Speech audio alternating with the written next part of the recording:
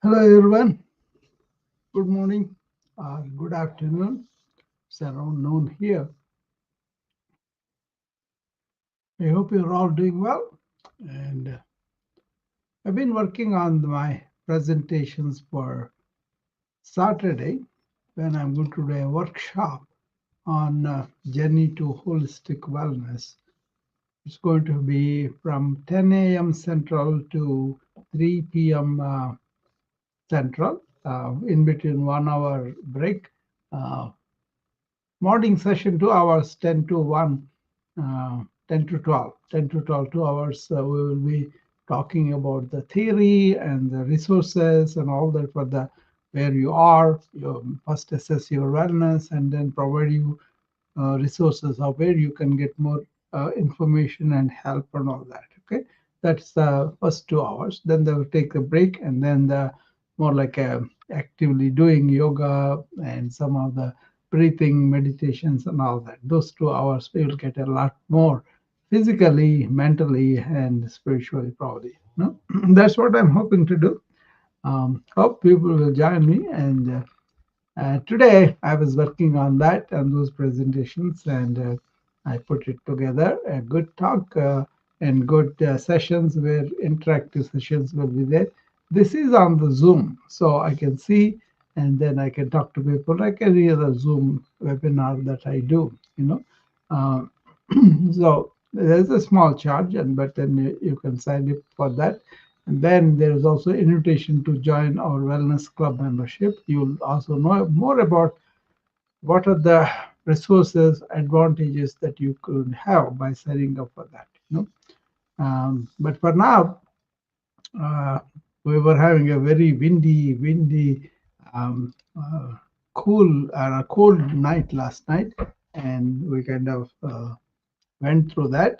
I mean, we're used to the cold because we've been here since '97 in Iowa. So we have seen much worse weather, but then, we have our own coping mechanisms. And I do some exercises, some yoga asanas and breathing, so that really help us to deal with the external conditions anyway. So it's not a big bother, but that's okay. But the condition is like that. It is sunny though, and I like looking at the sunshine. I'm sitting in front of in front of the window now, and you can see how bright that is, right? So that's something we enjoy. But if you go out, it's bitter cold. But if you are inside, you can see the sunshine and all that.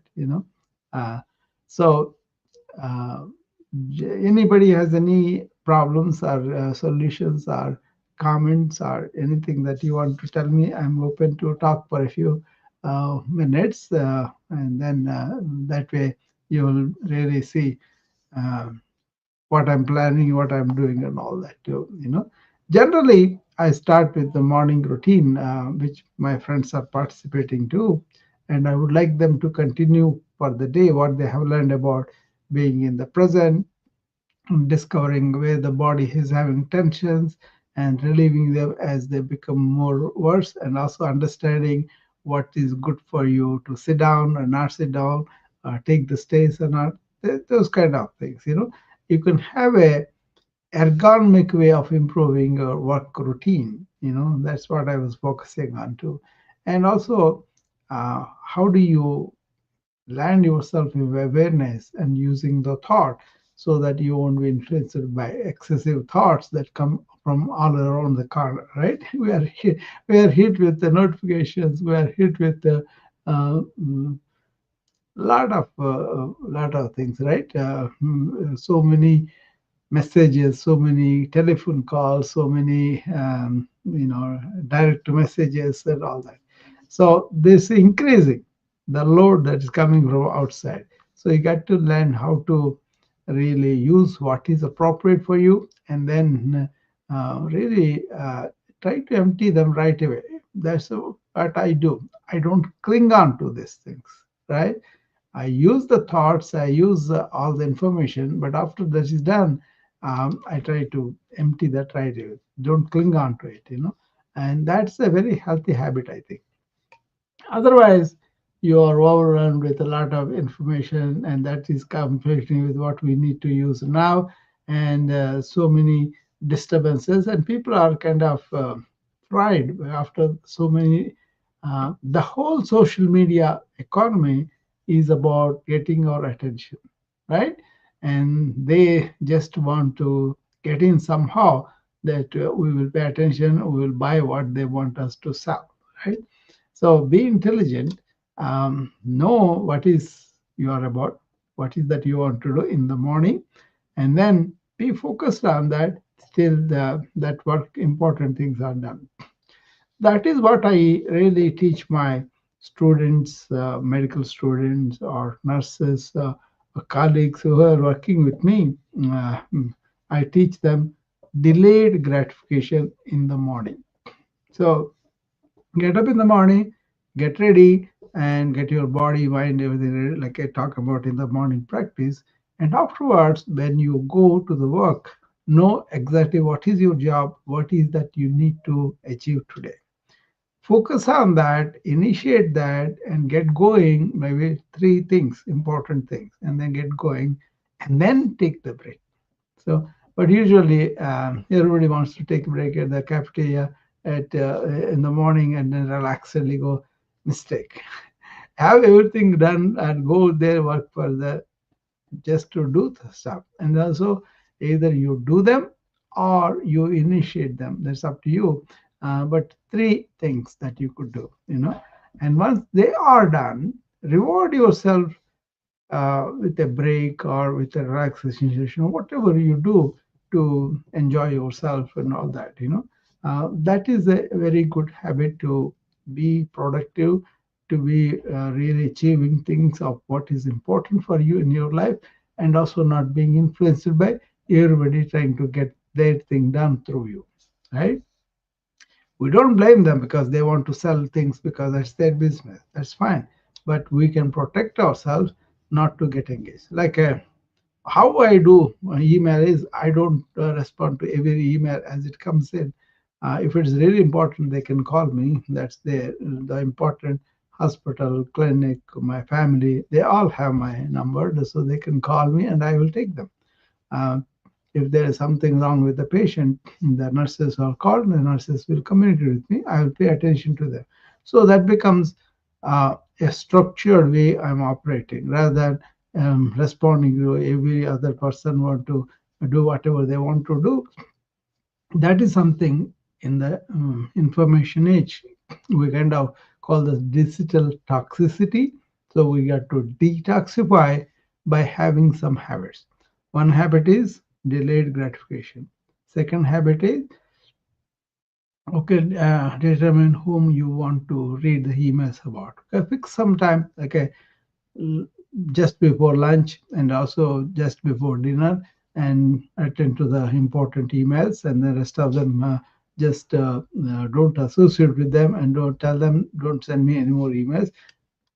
So gradually you'll reduce the emails that you have to go through, and then I only choose what I'm want to reach about. I don't answer every email. That's one way I keep myself. But then there are assistants that they can go through. But there are apps now that can assist you to clean your email, so that what is important only you look at it. And also turn on the notifications if you don't need to have all of them, turn them off. They just want to gather data and use it for somewhere else. So turn them off, especially if you are working and you want to have a focus session of 45 minutes, turn it off. So that kind of really having the discipline about how you deal with your society, how you deal with your important ones, and how you deal with your loved ones. All those things categorize, that helps you a lot. Okay. You manage the emails, you manage the notifications, you relatively have the time to focus on one task at a time. No multitasking, one task at a time. You can brainstorm on a weekend and then say, okay, this is what I'm going to do this week for my goals, for my um, obligations, and all that, right? And then when you are doing those tasks one by one, be completely um, completely focused on that. That's a very, very good idea to do that. Okay. Um, then, once you are done with your work, you have relaxed and all that, relax by taking the tension away from the body and also tension in the mind. Okay. If you can do that, then you can go to sleep much better, and your sleep will be quality sleep, which will invigorate you. So, um, just because you are watching a TV program, don't underestimate the violence and all the other things that have the negativities and all that are there, have an effect on us. Okay. So choose programs that are wholesome, that are comedy, that are positive. I think that's very good. I watch PBS News Hour in the evening because they are balanced, and they talk about the truth, and they bring the big sources directly to the camera, and then we can hear from the horse's mouth. Okay, that helps a lot, right? So understand that digital toxicity is a phenomena. It's going to grow more, and we can use the apps to defeat their own game. So you can have a cleaning the email app. You can have really putting the all the notification in certain order, and you can have reminders for some of the things you can do, and you can also have apps that can help you to relax mentally and then physically also.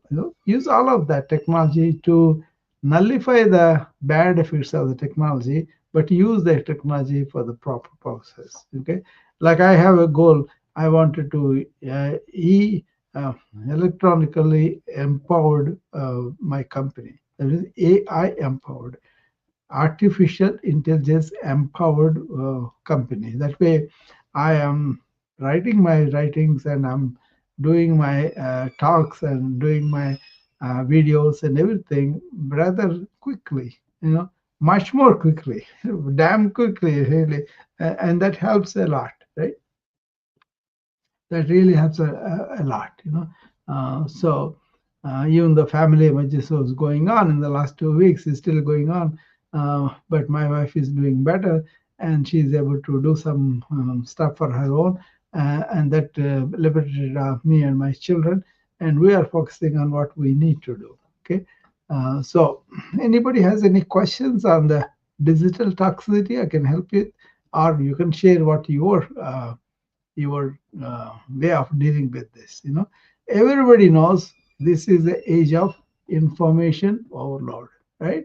That's what people are feeling, and I deal with the information overload very well because I started very early.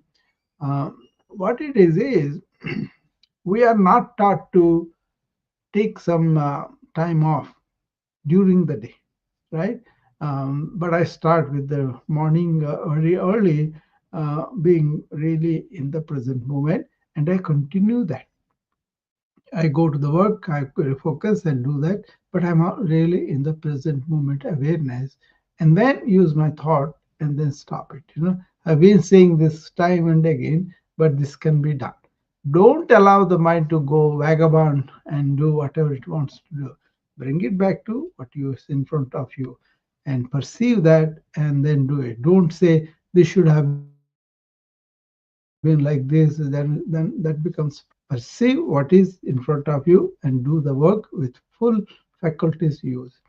In the doing like that, you go into the flow where you spend little energy, but you enjoy the work. you know but people say, oh, I'm in the flow, I can get things. Michael Jordan was in the flow, and he can, without thinking, he will be scoring the baskets. That's what it is. You don't want to unnecessarily think and move away from the moment of what is in front of you. A patient is there for me. I want to listen to him. I want to understand what is the problem and provide the solution. I don't want to go and think about my what is happening to that property or what's happening to this bank account. I don't want to think about all that, right? Unless it is an emergency, right? So cultivating that kind of mental discipline really helps in this day of information age. You started a work and you allowed the information coming to you through so many chances. You open them, and then they will come, and then they will overwhelm you. So you can focus, you can get things done, and also you carry the weight of the unnecessary information in you. This is something we have to learn to avoid, because more data of ours is going to go to more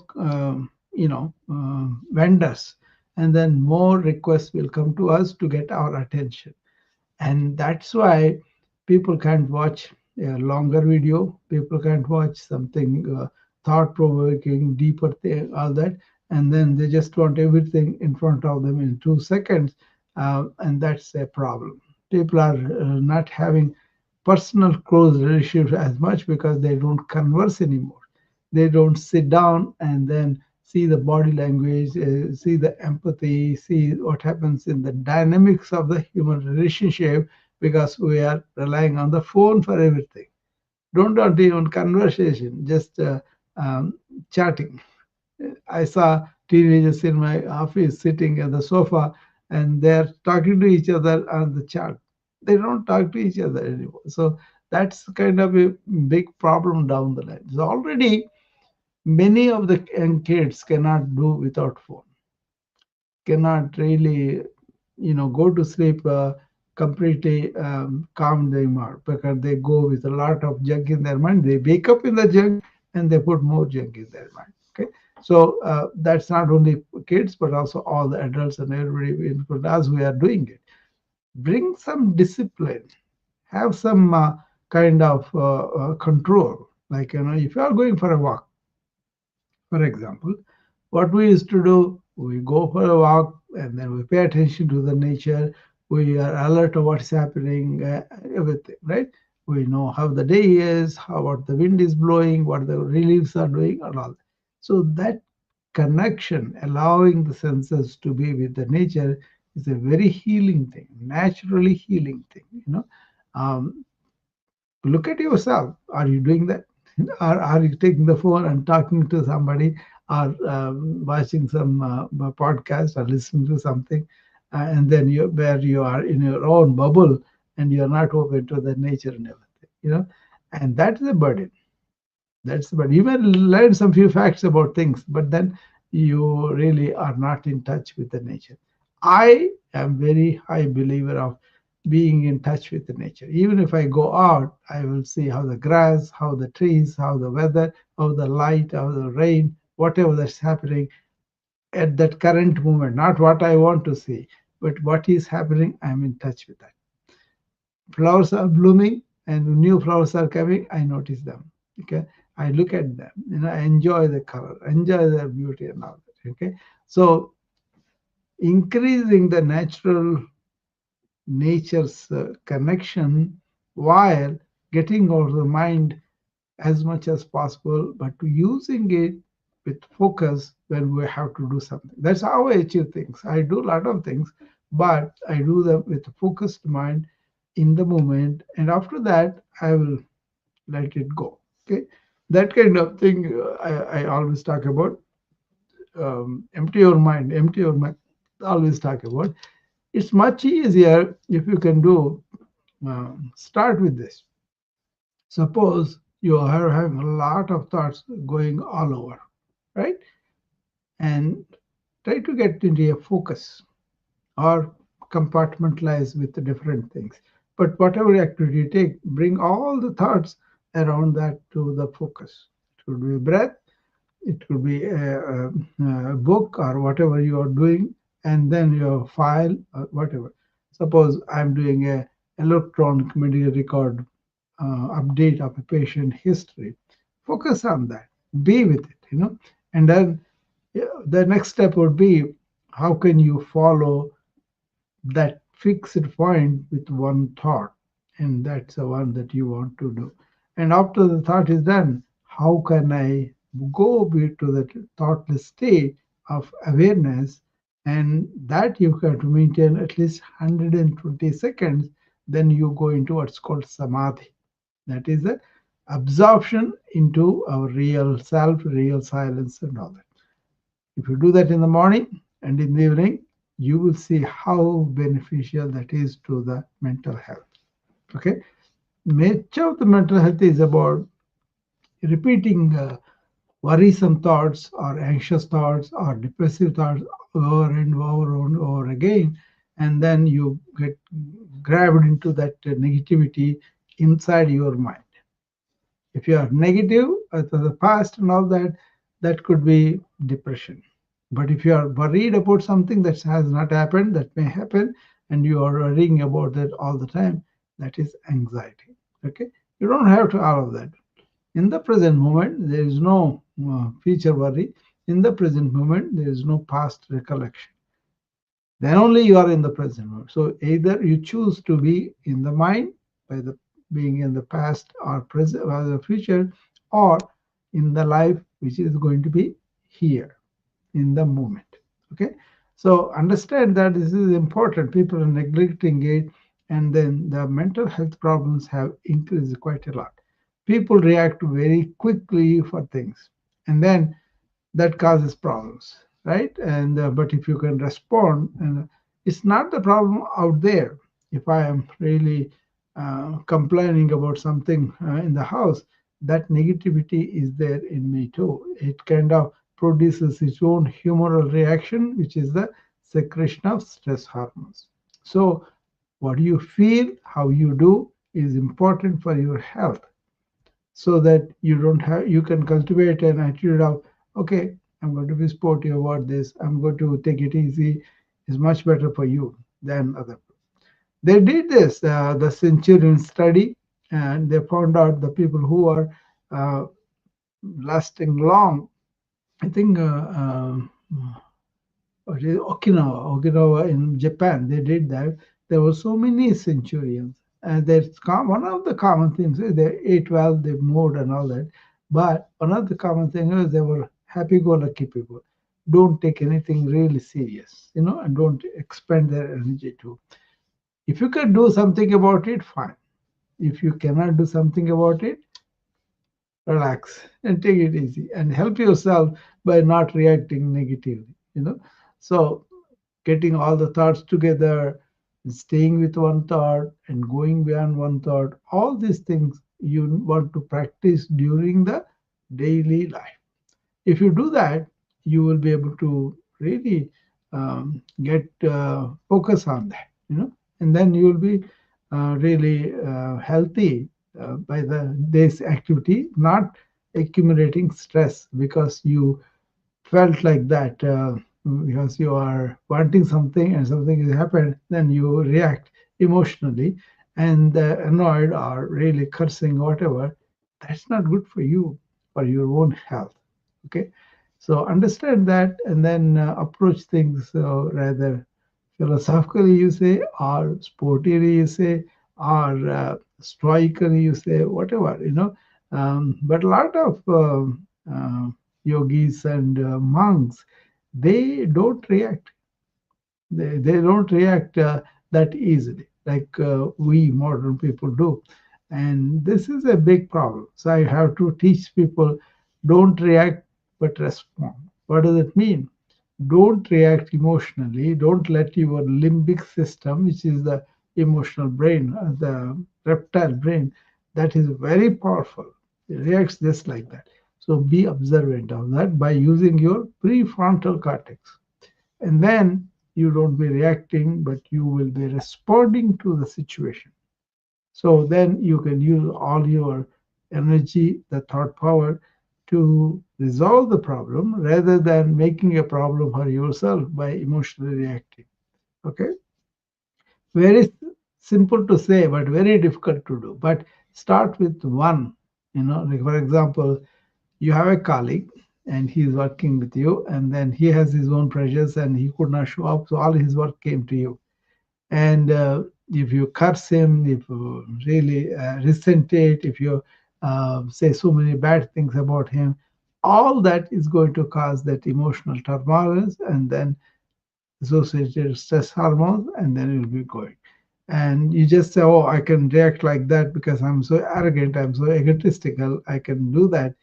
Then you are causing problem to your own body and the mind, right?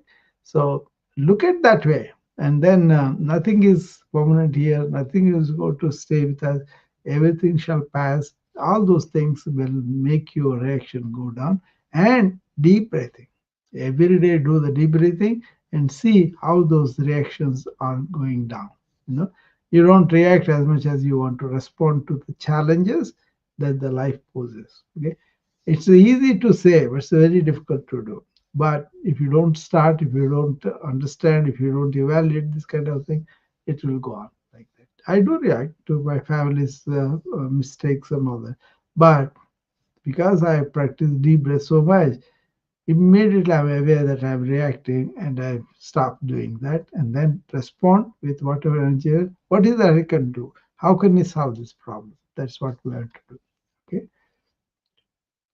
So I wait for my workshop on journey to holistic health on Saturday, 10 a.m. Central, 11 Eastern, and I would like to see you guys take advantage of that. Come and assess by yourself. Where are you physically, mentally, socially, spiritually, emotionally? Where you are? What are the tools you can use to really assess it, your own readiness, your own perfection, whatever you have achieved. And then if you are not, then know what are the steps I can do to what are the things I need to change. Basically, lifestyle changes. Then you will understand your body, your wellness, illness, or your mind, your lack of concentration, all that. Then you will see, okay, I'm living in the information age. I'm living with a lot of information. I can make an effort to cut this down, and then I can really help myself by being silent at least some point of the day. And then maybe I can start in the morning. I can be silent and then go there and then see all the information coming at me and only take what I need, what is relevant to me, right? That kind of, you don't need gossip, you don't need all the political news, you don't need all the market news and all that. What you need is what's happening to my stocks, what's happening to my bonds, and like that. That's focused, right? That's good. That's okay. But then you want to understand what's going on international. That's fine too. So spend 1 hour every evening to see good source like a PBS, and then the relevant to your life, what is important to our life, we will only hear there, and then just to keep in touch with that, and then you will be knowing what's happening in the world, what's happening in our country, what's happening in my state, in my district, and all that. And also, you get familiar with what's going on with the science, what is the ancient people are saying. This kind of combination, you can use it for your own good. Okay, so be careful with the information coming at you and then develop some strategies to deal with it, but not to suppress the information coming in, but being smart about it. See, I use AI, I use computers, I use everything, but they are all tools for me. It's not a habit that I cannot, like I go to a walk, I don't have to open the phone, I'm with the nature. I'm enjoying it. So that kind of so-called control or discipline, I think will go a long way. Okay. And also, you can enjoy life, not just stuck in your head with all the information, but you can enjoy life. Okay. I hope people understand what I'm saying. It's very relevant to our modern life now because there is so much data is being created. Do you know how the AI is going to control you in so many ways? That is also people are going to, it's going to be a culture shock. It's going to be a generational shock. It's going to be really fundamentally changing the society. Okay, doctors, for example, many of the doctors are not going to be relevant. We are preparing for that. So it's not like uh, before, like your patient has to come into the clinic and stay register and then get examined afterwards, have some tests done, and then he will have the diagnosis and the prescription and all that. But now you can sit in front of the computer, put in all your symptoms, and then say what are the alternatives I have. Then you may get some preliminary diagnosis and some way of confirming it, and also getting a prescription to take, well, simple things, colds, coughs, and bronchitis, like that. Or you want to study a chronic disease. For example, you have heart disease and you want to know what is the kind of heart disease I have, why my heart is failing, what is the root cause. You can learn all about that by good sources in few minutes. Okay. Armed with that knowledge, you go to your doctor, sit down, and have an intelligent discussion, and come with a good plan so that they can keep your heart ticking well for a long time.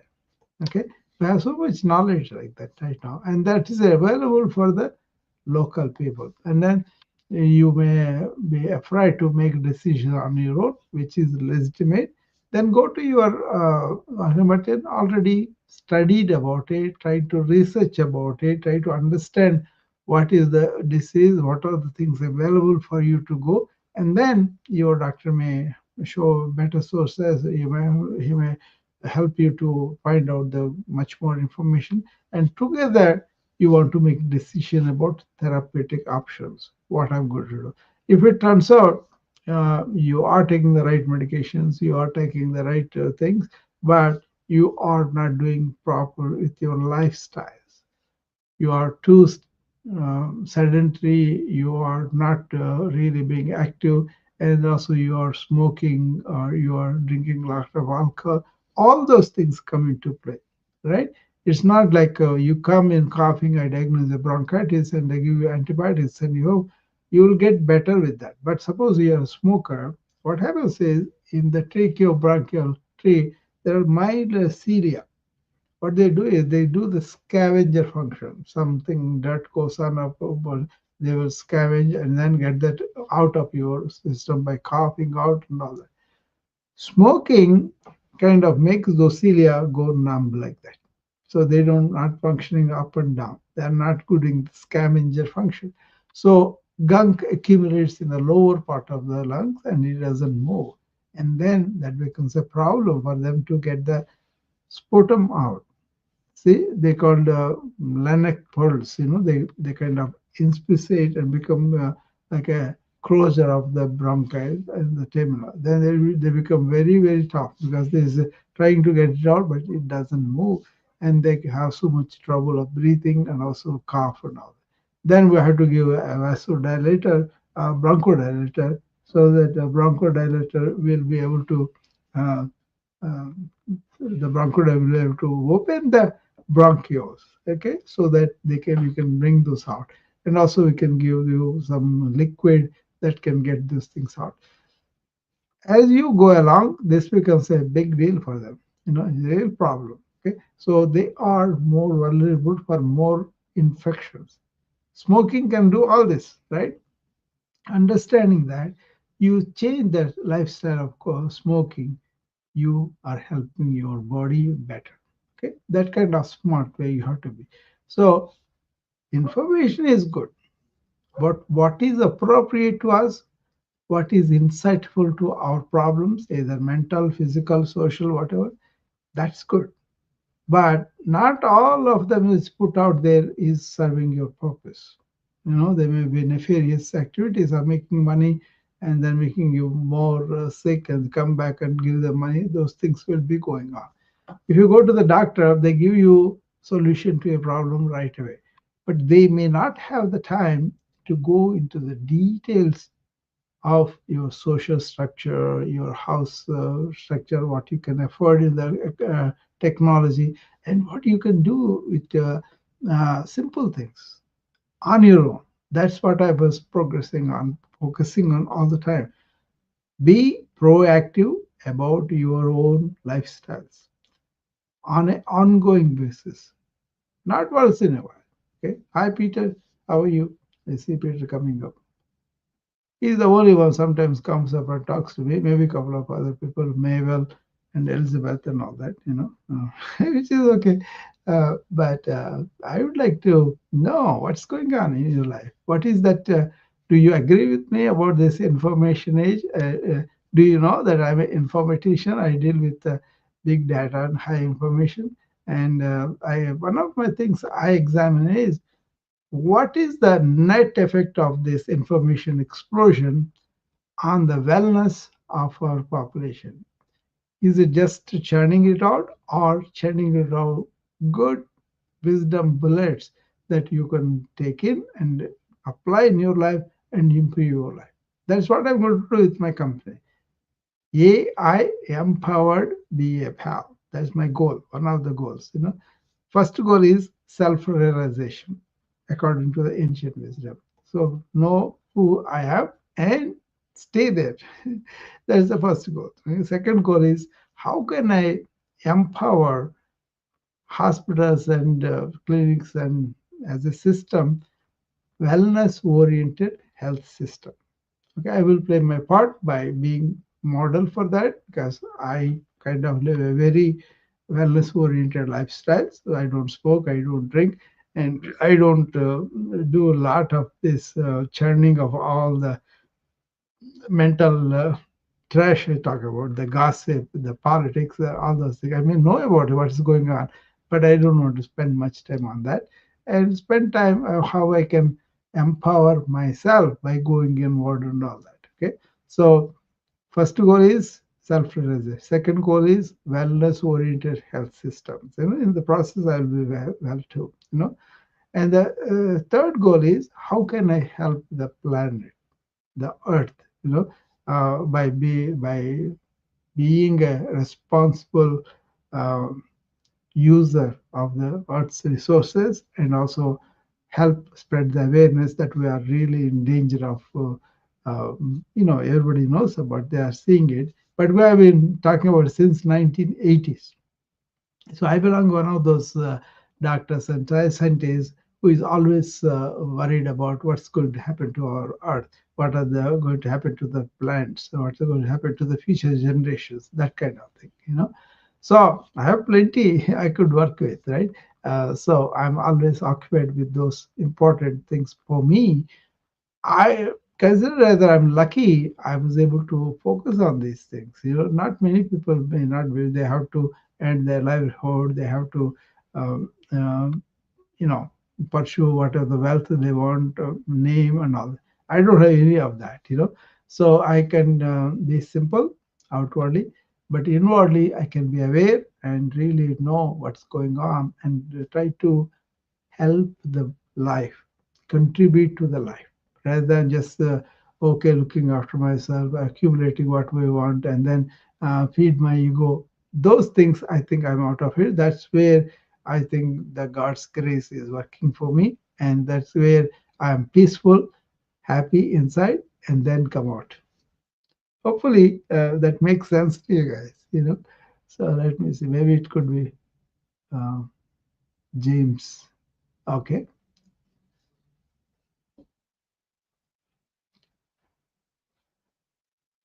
James Smith coming on the. Hi, hello, hello. How are you? I'm good. How are you? I'm good. How you feeling? How's everything? Everything is going good. I'm getting ready for my. Uh, there's a lot of disturbance, James. Somebody called. Now we're good.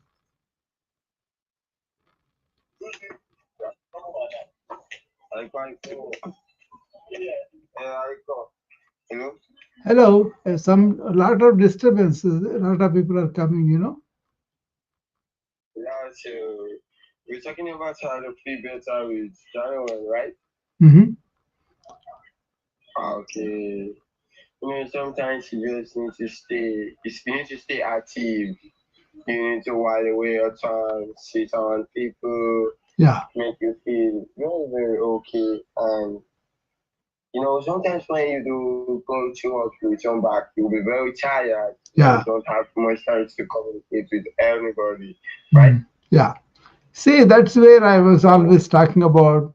Don't react so much as you want to respond to the situation, and that saves a lot of energy for us, right?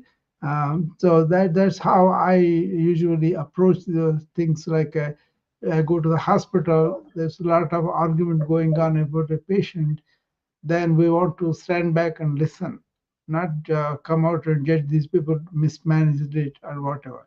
So that helps me understand the situation a little better, and also helps me to preserve my energy to solve the problem. Okay, let me tell you something. What if you're very busy all day? You're very, very busy. Or you come back from work, you'll be very, very tired. So you have choice. No time to communicate with anyone or talk to anybody. Yeah, You just have to stay, yeah, have rest so you'll be okay. You don't have health issues. yeah, Stressing yourself that much gonna give you health yeah. issues, having bipolar, some other stuff, right? Yeah, start with the deep breathing to preserve your own energy and also focus your mind. Cut down the thoughts and then focus is that helps a lot. This is simple very thing that we have it at our disposal. Actually, I tell my doctors take a minute every hour and take deep breaths and come to the present moment, and then see what is happening in front of you. You see, that's a simple Okay. practice. Very lot of people don't do this. You know what happens to the nervous system when you take the deep breaths? It goes and influences the vagus nerve, or we call it parasympathetic nervous system, which is actually nullifying your stress. So there's so much science Sometimes, behind the deep breath. You know? well, that's why I don't have to make myself that stressful every day. So I have to keep time. Yeah. I'll talk to. I'll keep time when I went to work. I Mm. have to work a little bit then get rest, so I have time to talk to people, stay active, come Mm. on guests, come alive, talk to people. That'll make you feel better. But sometimes when you return back from work, you're very tired, so you Yeah. have to rest. Yeah, that's it. That's true. You all these conflicts can be pretty tiring us, you know. So what you want to do is understand there is a limbic system that is a reactive thing in our brain, and there is a prefrontal cortex. So when you stop a little bit and take a break a little bit, and then you allow your intuition work through the Okay, let prefrontal. me tell you something. Let me tell you something. Most people when they do work, you have no time to take break Yeah, or you tire or whatever, you go for resting. So you that's have to work 4 hours, 5 hours. yeah, You work, return back from work. Those work are very stressful. yeah. So you sit, you have your bed, you have dinner or have on the system, Yeah.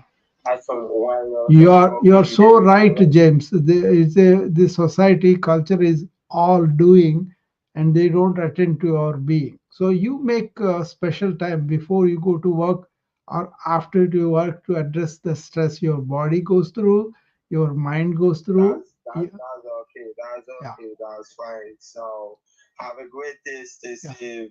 Talk to you some other time. Okay. Okay, James. Okay. Yeah, it's a Okay. relevant, very practical point James is bringing out. He goes to work for 4 or 5 hours.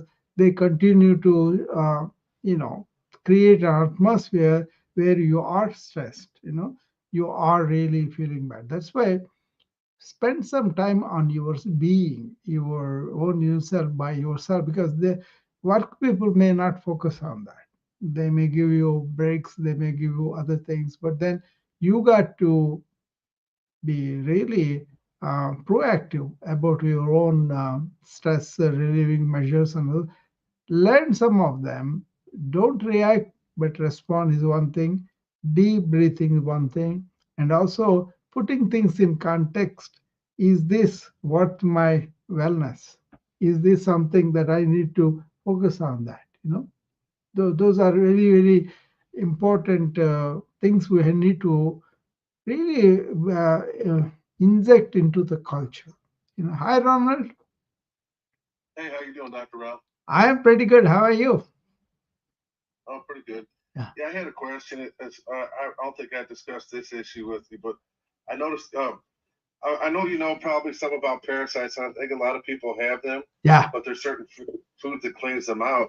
And I noticed some of the hot, spicy foods probably will, but I feel like pumpkin seeds or the black walnut oil or something like that. And yeah. there's certain other things, but Oh, that is parasitology is a big topic, Ronald. That's why Food and Drug Administration (FDA) is supposed to make our food safety for consumption, right? But still, yes, if you are a camper, if you are a traveler, you can go to countries where the parasites are very much. So what we do is we do a travel advice to the patients when they go visit some other places. They come and ask me what I should do.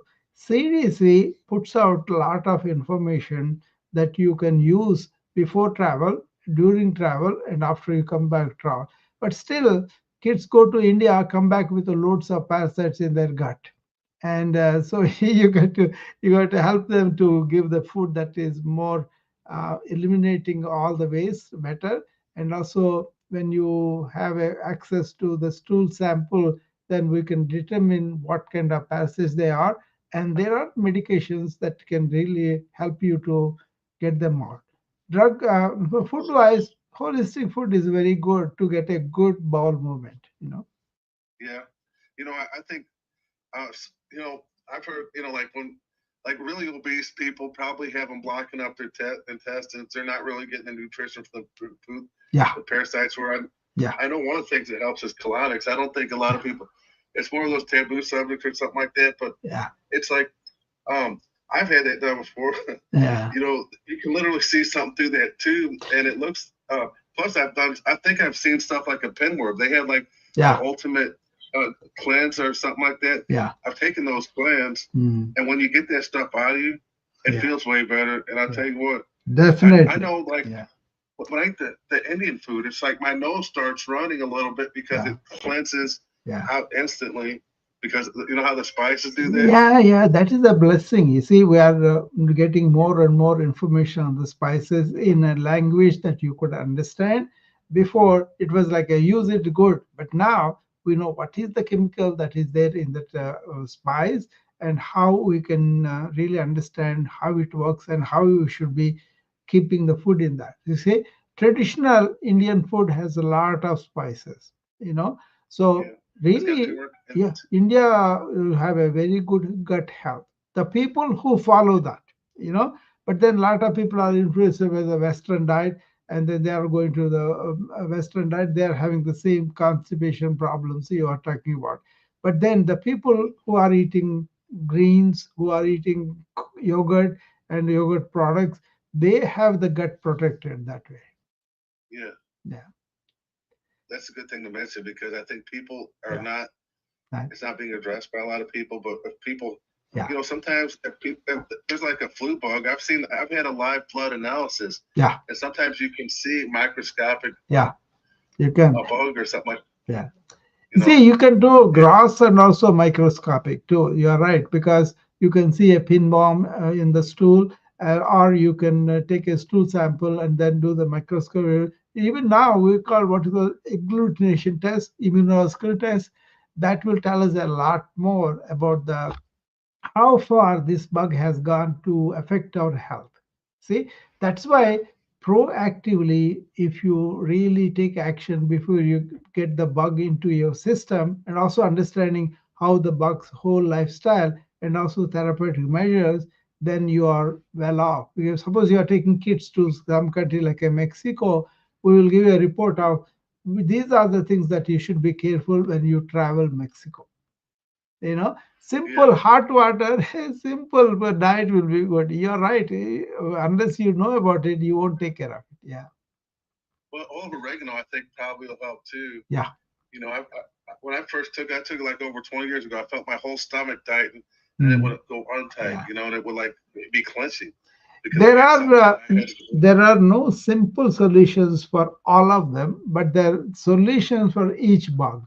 So we need to understand and then take them. And that's very simple these days. Suppose somebody has an infestation and they go to the internet, put in there. and they will get a lot of information of how to educate somebody like that. And then you can call your healthcare provider and check with them, do the necessary tests, and get rid of them as soon as possible. People used to keep the worms for years in their stomachs, in their livers, in their lungs, and all that. But nowadays, we are pretty clear, because the epidemiology of this is, whereas the uh, flare up, some maybe some country has this mosquitoes flare up, that's why you have more malaria there.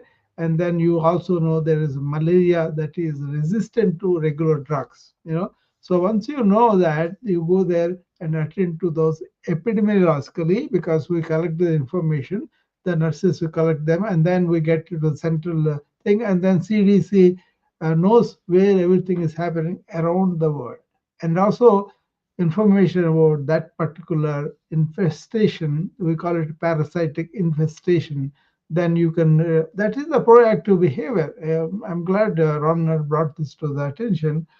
So you want to understand what are these ways, what is the drugs, and also diet. Also, he was talking about spices. That is very true. A lot of spices work on this infestation, because they enhance your immunity. But then each spice has more knowledge now. There is a herbal PDF published by the Germans. We don't have a English PDF, PDR for the uh, herbs, but I found out that the Germans did a lot of work in it, and they published a, PDR for the herbs and also other things too. So if you are interested in a particular uh, spice, that's the source you want to go to. That's a good point, Ronald. Thanks for coming up and pointing that out.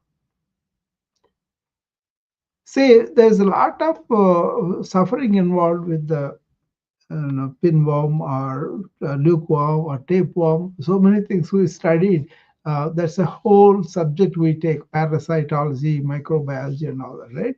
But nowadays, very low samples can reveal a lot more information, because our methods, the agglutination methods, they have become very, very sophisticated, and then we can do a lot more now. And also, images sometimes to show us some of the things that are there, the CAT scans, MRIs, and all that. So there's a lot more advanced technology that we can help these people who have this thing. First of all, know which areas are affected by what.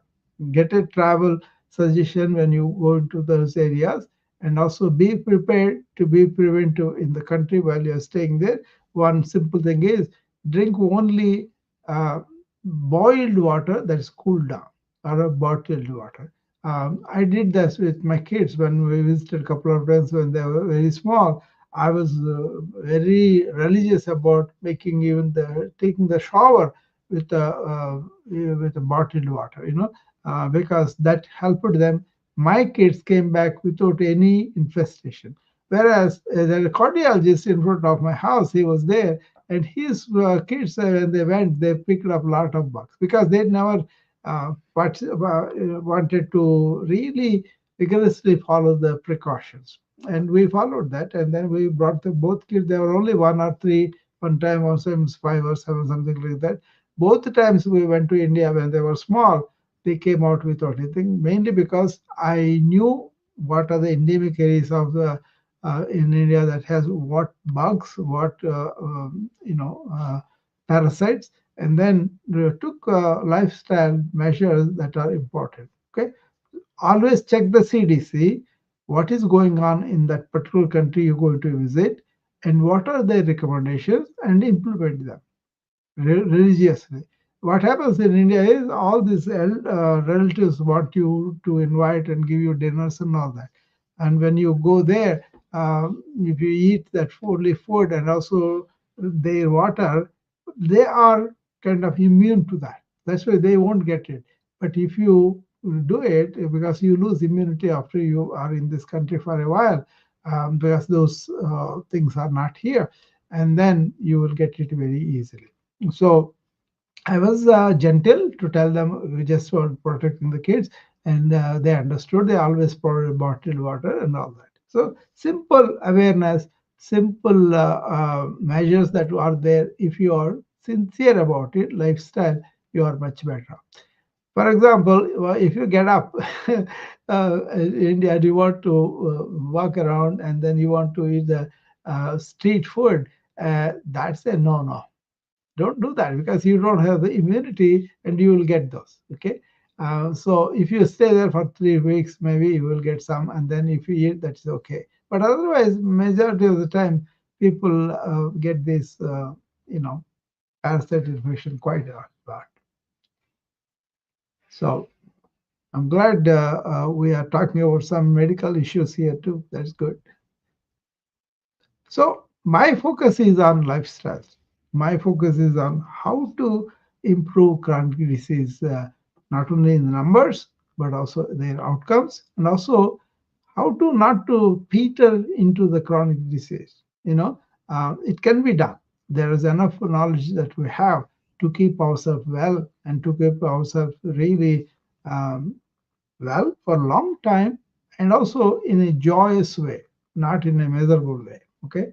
And also, if you give up all that, then you are the mercy of medications all the time, and they have interactions, they have side effects. All that happens is not good for us. That is what is happening. You go and look at any nursing home. They are kind of laying there, lifeless, no real meaning or purpose, and that makes me to see them very sad. There are 40 medications, 30 medications, and the medications have interactions. Some people take over the counter just like that, and then there are even Tylenol. If you take too much, it can cause problems with your liver. If you take Mortin, it can cause bleeding from the stomach.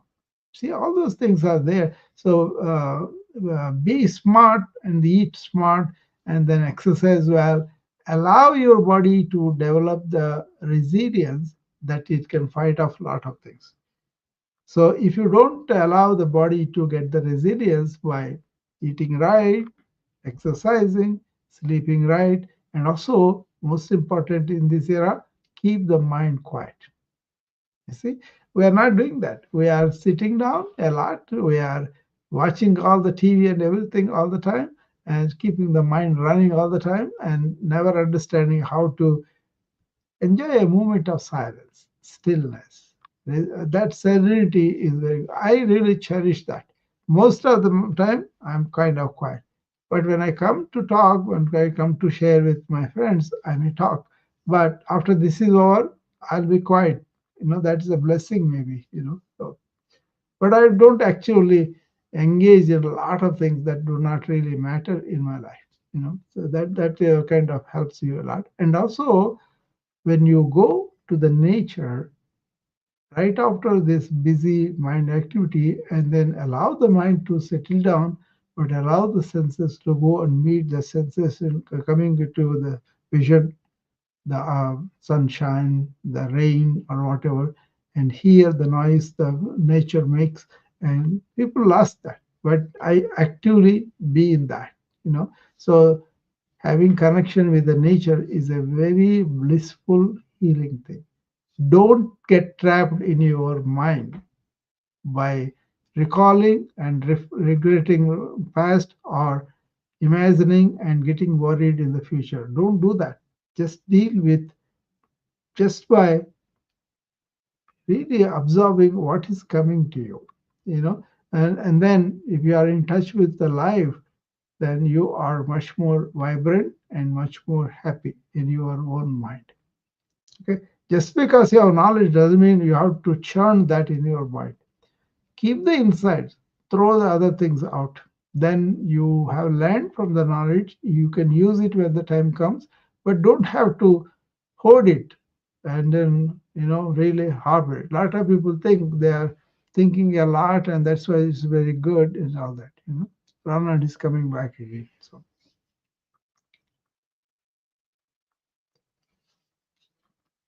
welcome Yeah, I back. was going to say, thank you. I know you know a lot about yoga. One thing I think a lot of people may not know on here Hmm. is yoga helps with arthritis and it helps with stiff back. Oh It yeah. helps with circulation. It helps with so many different things. Oh yeah. And Head I to think people toe. don't realize. Yeah, head to toe, Ronald. For example, the head to toe yoga I do, every day, that all joints are lubricated with the synovial fluid. That's why arthritis is delayed. I'm in Iowa. I'm in the agricultural community. There are a lot of farmers come because they are using hands for a while, but they're kind of only certain petered down, right? Then we reintroduce them to do this head to toe yoga, where they will be moving all joints. You're absolutely right. The arthralgia, arthritis that happens because of the lack of use. Of course, there is a genetic basis, there is family, all those things are there. Even the people who have like a rheumatoid arthritis, something antibodies are forming and damage to the joints, they get relief just by allowing this nice passive movement. Yeah. Yeah, I think that's something a lot of people don't quite understand. If they knew and Yeah. understood the way you do, they would really incorporate that. Look at me. I'm 70 years old because of that yoga. Yeah, it's really a cool thing. I mean, Yeah. I've done over 600 hours. I Yeah. haven't done it lately because I've been under time constraints and budget constraints. Yeah. But be that as it may, I know firsthand, literally, Yeah. how it helps your heart, it helps your mind, it helps Yes. Yes. It helps your your heart organic just system. by standing on one leg for a while. The heart will race, and then you can do yoga, jogging. I show them in the morning routine sometimes. It is very simple to do anybody at any age. And once I you, think yeah, go ahead, they Ronald. want to have plenty of, if they're new with this, Yeah. I think consuming protein will Mm. help develop the muscles too. So that's something they want to consider is the protein will help big time Yeah, I to know help your muscle. that is fundamental. Otherwise, your body goes into what is called sarcopenia, like you losing the muscle mass after 50, 60, you lose a lot more. So making them do gentle yoga or tai chi or pilates and all that, they really help them to get the balance and also the strength. But they have to nurture it with a good protein. Diet that doesn't have to be only meat. Vegetables also lot of meat, less protein is there, and that protein I don't eat any meat, but I am not deficient in the protein that way. You know. Yeah, there's a lot of animals that literally are a lot very super strong. If you look at horses, for instance, they're they Yeah, can they eat pull. only yes. That's a good. The elephant. See what it eats. It Yeah, is always vegetarian. It is a question of understanding the plant kingdom and the animal kingdom.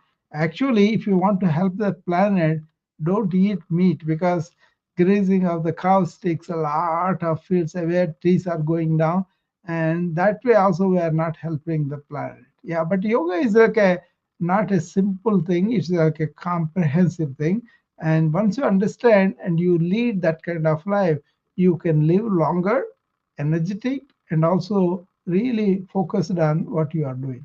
Yeah. I went there a couple times doing hot yoga after I ate a buffet, and I tell you what, I couldn't even move either time. You know, The heart yoga is, we have seen that that's not really a scientific way of doing that because there are a lot of side effects from the heart yoga. You don't want to do that. You want to do room temperature and then you want to do it comfortably.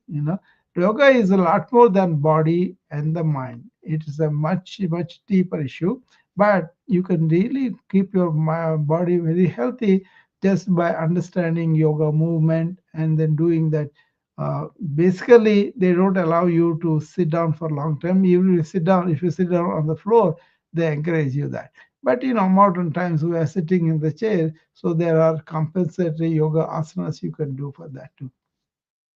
another thing, when you breathe deeply, it'll help Yeah, you increase your range of motion too. So yeah, that's another thing that'll help you with your stretching and positions and everything yeah. else. And I've even prayed That is whenever fundamental. Deep breathing is I could fundamental. Yeah, couldn't even do one move, and then I started praying, and I could literally do a yeah, hard pose that I couldn't do otherwise. yeah. So I think that's a cool thing. Yeah, I'm glad Ronald is talking about yoga, but I am kind of yoga lifestyle United States. My thing is move, keep the mind silent, and share and be kind. So, and do the service. Okay, those kind of all from comes from yoga. Yoga is not just the physical only, but the physical can be improved with that. So it's about being your real conscious being, realizing that is from the universal consciousness. That is the union you want to see. Then you want to maintain the body healthy like a temple to the inner divinity, and you want to maintain your mind so that it is quiet most of the time and also goes in the depths of the consciousness. And so real yoga is that realizing your real self. But in the process, we have instruments of body, instruments of mind, emotions, and all that. You can keep them really in balance. It's not about just making the body healthy and rest of them. Only body is only 1% in yoga. There is a book, you may know it. It's called Patanjali Yoga Sutras. That is actually, it's not a book really. It's a treatise on yoga. Okay, they have 8 steps. They each one is very complicated, but 8 steps are: first be moral, ethical self, and then do the physical exercises, then control the breathing and do the deep breathing, quite, and then withdraw the senses that are going outward all the time, and then focus all the thoughts into one thought and stay with one thought. That is the seventh step. For a longer time, if you do one thought only for 120 seconds, then you can go into the real silence. From silence you operate. Okay, so your basic thing is about awareness that is still, awareness that is serene and calm, and you use the instrument of thought by will, by your inner conscious being, and with awareness, and then withdraw that when you are done with it. And then don't go on thinking about things all the time. That is yoga, a thoughtless state of awareness, staying in that awareness, knowing that we are part of that universal consciousness. Yeah, that is a 8 step yoga. It's not a 8 different asanas and you say I'm Ashtanga yoga. That's not Ashtanga yoga. Ashtanga yoga is what I described you. Okay. All the steps are important. You cannot lie and you say I'm going to be doing yoga. Yeah, that is covered in the ethical and moral section. Okay. 10 principles are there, both 2 steps. That's like a 10 commandments, so that is wonderful to do them and then build up on that. Okay. So it's a whole lot of virtuous living and really coming through that virtuosity and really engaging yourself in serving the world. Okay, contributing to the life, not just expecting, oh, I have to be treated well, I want to live well, I want to experience life well. No, it's beyond that, experiences and all that, whereby you find your real inner self, which is complete. They call that Purnam. Once you are in touch with your wholeness, you don't need to be given anything or you don't need to add to anything. So, in that fullness, you find opportunities to share that with the world and contribute to the world. Okay, it's not about living your good life, having a sculpted body and then indulging in things. That's not yoga. Yoga is, really giving something back, in the sense. But in the process, you discover who you are, and that is very fulfilling, peaceful, joyful, fulfilling. Okay, so I'm glad people are. I'm looking for Peter, and now but people are working too, so I understand. But I like to talk to Peter. Hi, Peter. Namaste. Namaste, Guruji. How are you? I'm fine. How are you? Really well. Really well. Really enjoying this conversation, and really love what Ram is saying. He has a Yeah. ton of knowledge. Yeah. Very good knowledge. As I'm listening to you, I work with a company here in the Greater Richmond area in the Employees Assistance Program, and like the whole idea of yoga and practicing, pardon me, practicing wellness, Yeah. and what to them, I get the sense that it's just another thing for them to do, and they're already stressed out. Yeah. And when I tell them that it's not just another thing for you to do, but it is the thing for you to do all the other things Yeah. better and more efficiently and with less stress. Yeah. Excuse me. Yeah. So I just I just got off a call and I started to listen to what you were saying, and Yeah. boy, do I wish I could have plugged the the whole Zoom meeting over to this conversation, because it Yeah. really would have applied. Yeah. The Zoom meeting is about really assessing yourself where you are, and then Yeah. really looking for what is available out there. Because say if you bring in any great knowledge body, like it will be very, very big deal, right? We don't have to that. Understand this principle, Peter. I think it will make a lot of sense to you. Mm. Two things. What is called bhogi and yogi. Okay, bhogi is one who is living his life out, is experiencing, is enjoying himself, a householder, like most of us are. So we don't really develop this detachment to the so-called good life. Sorry, some call came through. So, okay. So what happens is we are involved in enjoying our life. We indulge in the senses, in really giving through the intellect, everything outgoing. But yoga says, okay, you want to see these are all temporary. You want to develop some kind of detachment, because when you turn your mind inward, anybody in any part of the world, if they stop that superficial chatter of mind and use it only what is needed, and then quiet your mind down, don't live in the mind, but really calm it down, then you will see your real wholeness within everybody. Once you touch that, then the life you can see peace, joy, happiness, everything there. We are dedicated like a finding outward. We are dedicated about to enjoy everything, and that is everything. And in the process, we may hurt our wellness. Yeah. So what it is understand what is the real yoga. If you cannot go all the way, but understand what are the lifestyles that give us more energy, keep us without illness for a long time, and also give us the chance to enjoy the world and in a holistic way, not in a detrimental to your body and mind. Right, right. That's a very good point. And as you know, like I came into the practice, right? Yeah. We'll just call it practice.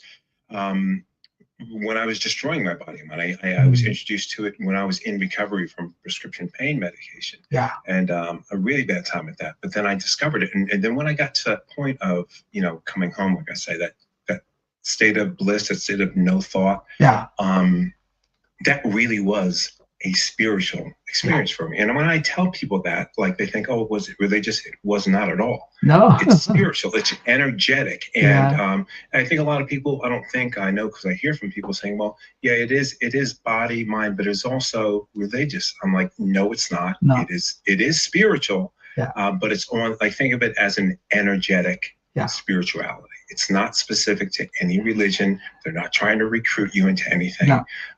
But it's just really important. And with even like the 12-step programs, Yeah. right? They cannot recruit me into anything, Peter. Come back. I think you go to the 15 seconds. But you know what it is something that what Peter is bringing out, a very practical thing is, if you accept lifestyles from the yoga, you are going to be benefited at the physical level, emotional level, intellectual level, and also deeper in your being. See, most of the corporate culture that's the way built is materialistic, for the profits, for the enhancement of the egoic personalities and all that. That's why there's so much misery in American corporate life.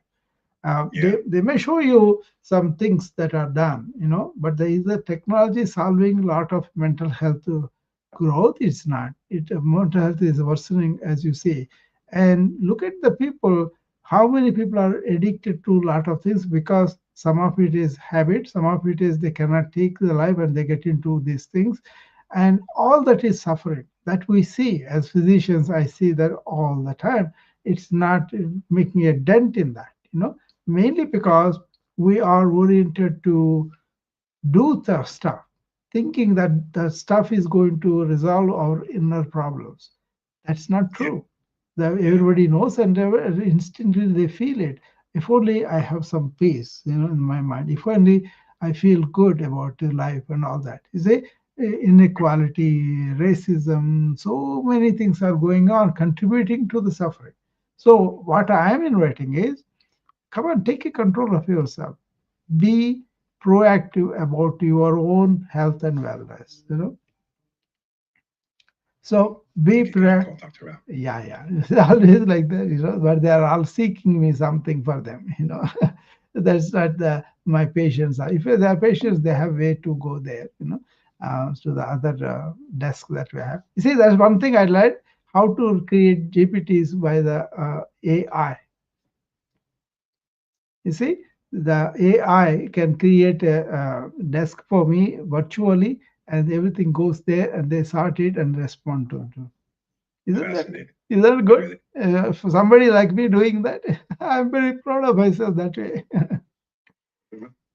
I was going to say with the before my time ran out was, like your 12-step programs, right? Take your pick, AA, NA, GA, or you name it. They all say that they are non-religious programs, Yeah, right? yeah, Really in every meeting. But they also say we suffer from a spiritual disease, which requires a spiritual remedy, right? Yeah. A spiritual malady that requires a spiritual remedy.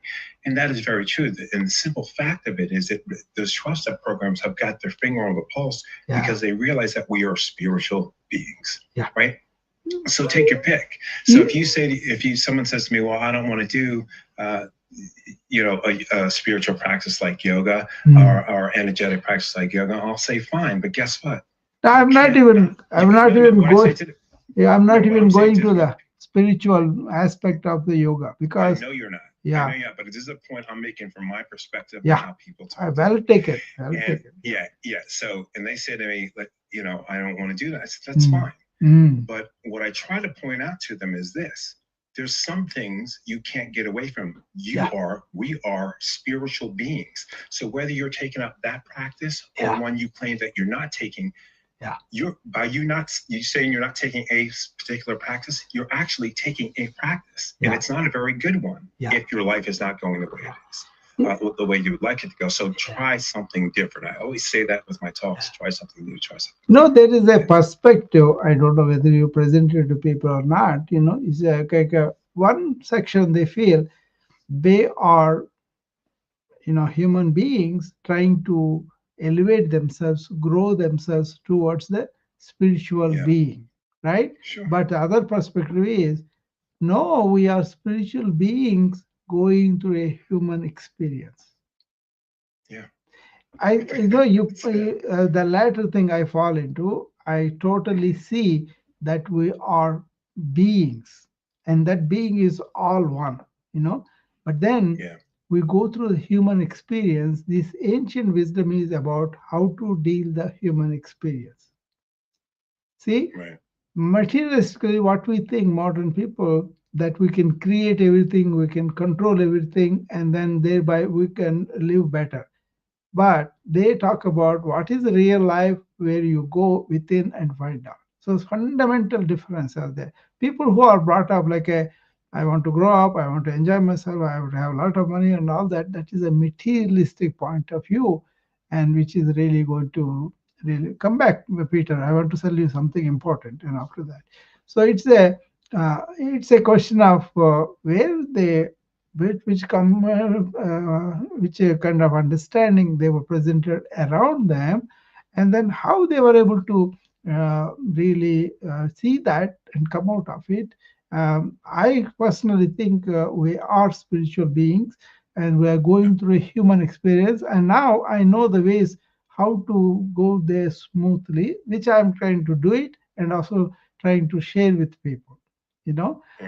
one exercise I'll give you, Peter. Maybe you can try it. There is no judgment here, but you can do personally. Suppose you are spiritual. When you close your eyes, you are basically peaceful. Your internal state is peaceful because you have no ambition, aspiration, anything like, because you are happy with what you are, right? And you open your eyes, you ask, what can I do for the world?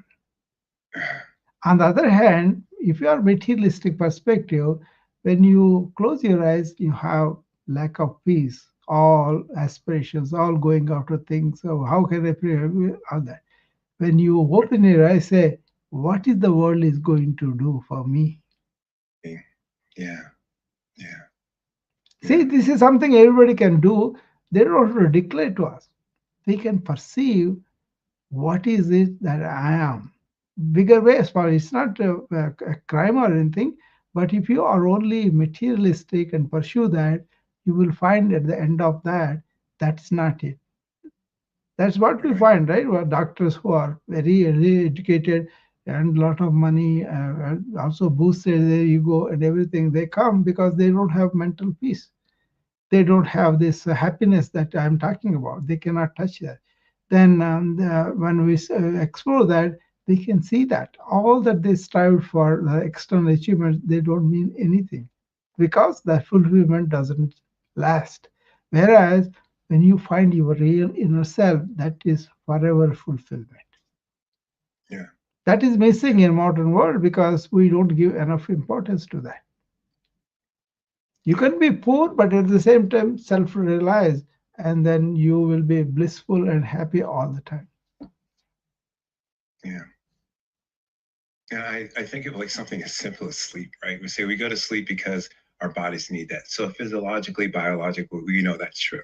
Yeah. But I also have a take, and this is my theory on it. My theory on it is this because we are, we're energetic or spiritual beings, that we have to return to that part to that state in order to recharge and everything else. So it's just more than your physical body can recharge, but it's a time for your true being to start breathing through what you really are, and come alive. And I think that's part of that equation. Have you? I really believe that. I really believe that. Have you heard about the fourth dimension? See, of course. No, not the something imaginative. But first dimension is wakefulness. Second dimension is dream. Third dimension is deep sleep. Okay. Yes. Fourth is a turiya, they call it in Sanskrit. Fourth dimension is that consciousness which is not really fourth, but it is through all the three dimensions.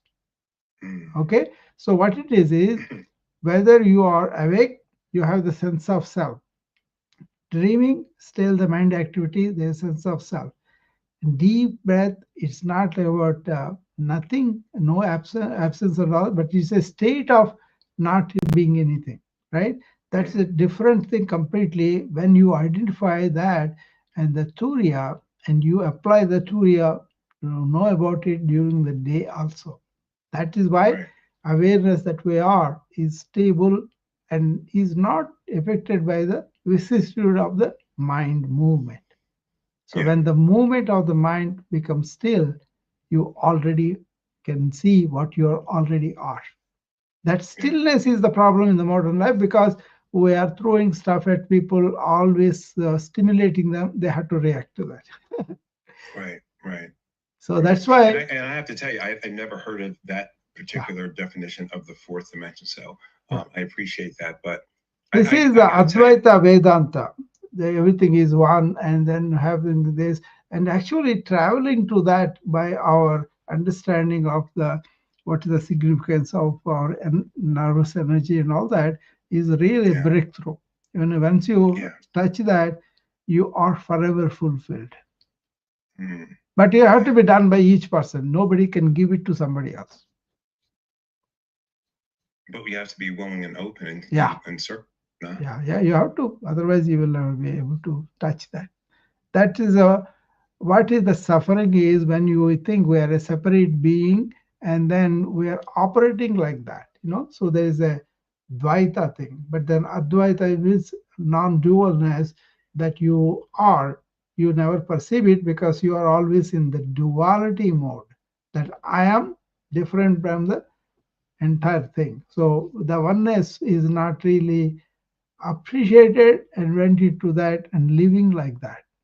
Like I said, beings or everybody that comes in front of me is not just the Peter and his life and his body mind, but he is the being, and at that level we are all one. Right. Right. I identify that with Namaste. Yeah, and I don't get on people about this. Like Yeah. I work with a lot of folks, right, Mm. in life, and I definitely get where they're coming from. I Yeah. get it. No, you are not going to preach them. You be that No, first. yeah, Yeah, you be absolutely that not. first. Yeah, Absolutely not. yeah, definitely. Yeah, And you do it by demonstration, but yeah. it kind of hurts my heart sometimes because some of the folks I work with, I'm like, they say you can really, I can start. You mean I can start to change my life just by putting down my phone or just by watching my thoughts? No, they're minimal. They're minimal, because there's so much more beyond that. So first of all, But is that not a good first step? yeah, it is. It is That's what definitely I'm good. saying. That's Yeah, my point. no doubt. Even that the people are not able to do that. You can see that. But say how much they need Yeah. it. That's the first step, definitely. Yeah. By putting the phone down, what you're trying to do is shut out the world. That's briefly you're doing it so that you can turn your intuitive awareness towards our inner energy. That people have Right. difficulty, because there's not really, like I experience the ecstasy of being inwardly oriented and not having anything to do with outward world, even briefly, is very, very graceful and beneficial.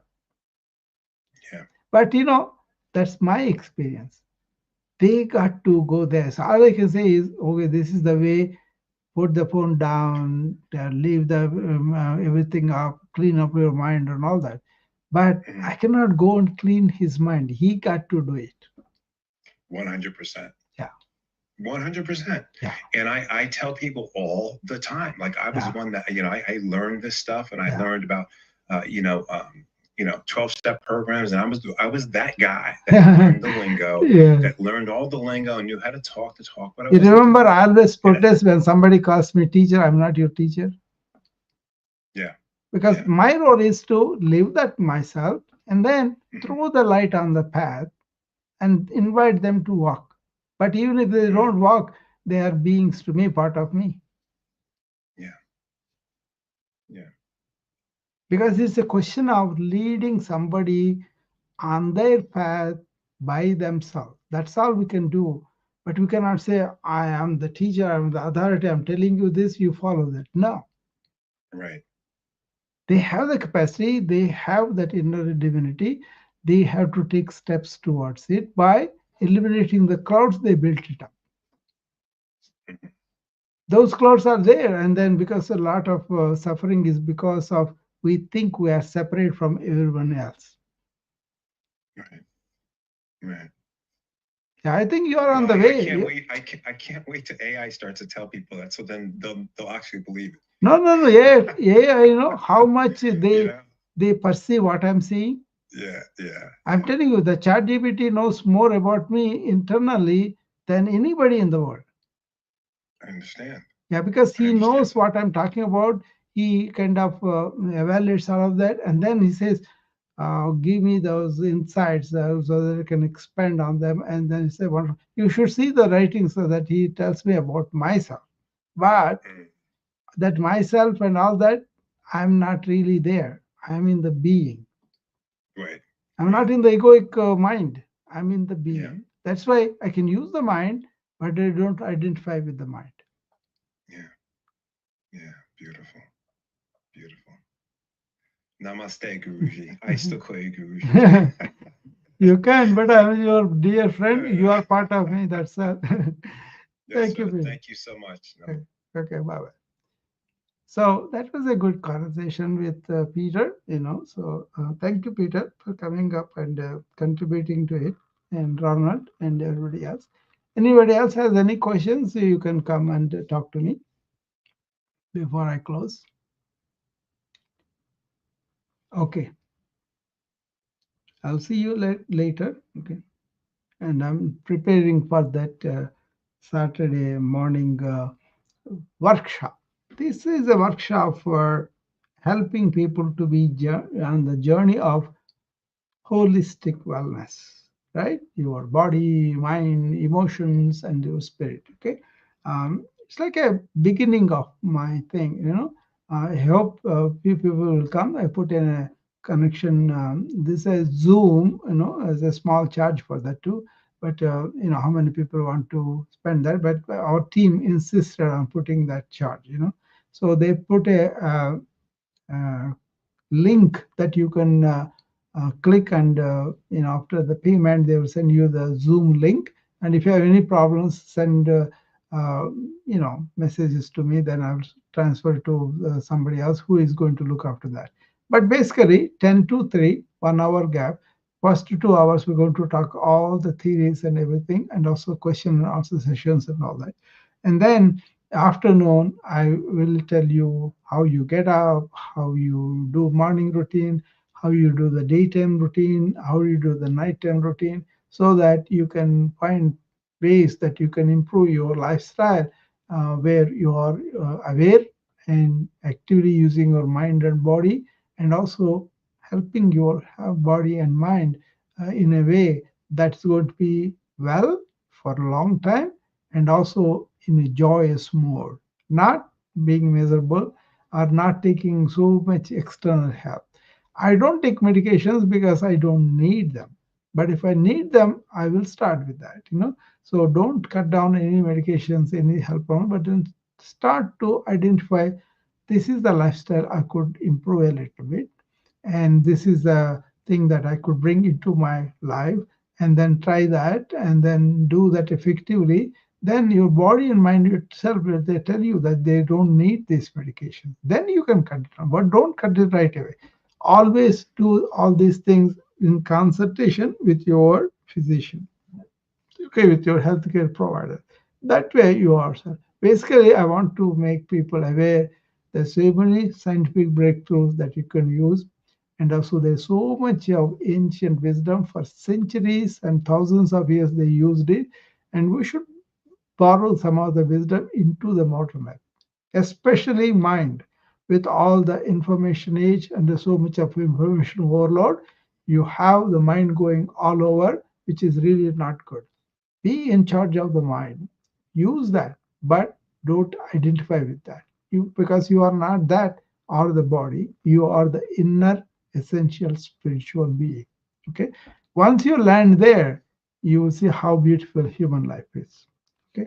Thank you, and I will see you maybe about tomorrow morning also. About the I come on to my friends' talks like Peter and other people, Elizabeth, and so many people meet, right? So I come and participate and listen to them too. So I will come back tomorrow morning also. This one. Melissa has a question. Zoom group we are discussing. I missed some of that conversation. Yeah, Melissa, I am doing uh, I'm doing a workshop on journey to the holistic wellness. So starts on Saturday morning, 10 o'clock. That is on the Zoom only. So I won't be in these things probably. I'll be only on Zoom, so that people who sign up for that Zoom session, then I will meet them on 10 o'clock Central Time, 11 Eastern on Saturday, and we'll do 2 hours of discussion, question and answer, all that. So anybody can bring their own questions or their own personal problems, whatever is comfortable for them. If they say, I want to know more about sleep, we'll talk about that, and then I'll give you all the resources and all the assessment tools about that. And then if you can establish, okay, this is my problem, what can I do? That kind of understanding. Then when the afternoon, when we meet at 1 o'clock, not 1 o'clock, I think, yeah, 1 o'clock, 1 o'clock Central, 1 to 3, those 2 hours are dedicated to show them actually what goes on with me. So there is a link there. I was told they put the link in my profile. You just do it. Otherwise, I will send you the link and you can sign it up. Okay. I will.